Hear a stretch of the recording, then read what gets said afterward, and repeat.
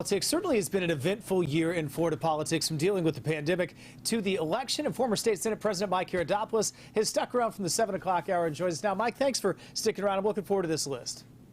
Well, thank you, Ryan. It's a real pleasure as always. And I thought we'd pick our winners and losers for the year 2020. As we all know, 2020 was a rough year for everyone.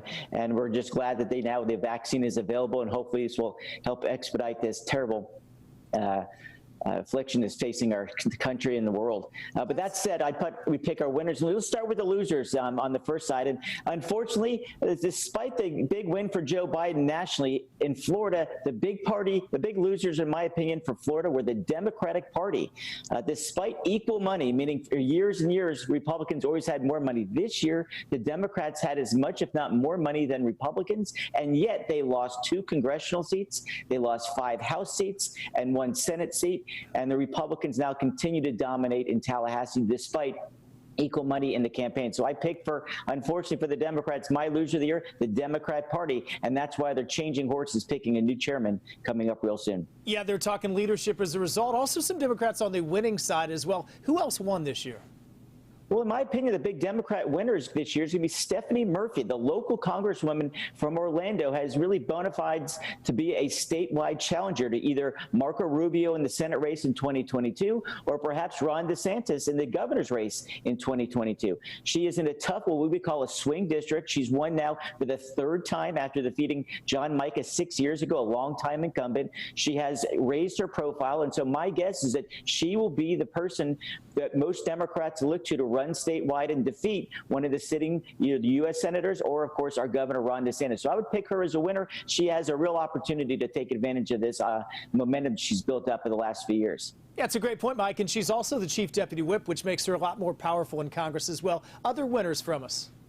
Well, I'll pick 3 winners. We'll pick number 3. That's going to be Rick Scott. Rick Scott, who was just elected, of course, to the United States Senate, has quickly moved up the ladder, not just, of course, on his national profile, but more importantly, within the Senate, he is the head of what's called the Senatorial Committee. That means he's going to be the one getting involved in U.S. Senate races around the country. This will help him move up within the leadership in the Senate. And also, if he chooses, what most people think, to run for president in 2024, he will build up the context necessary to put a real campaign together.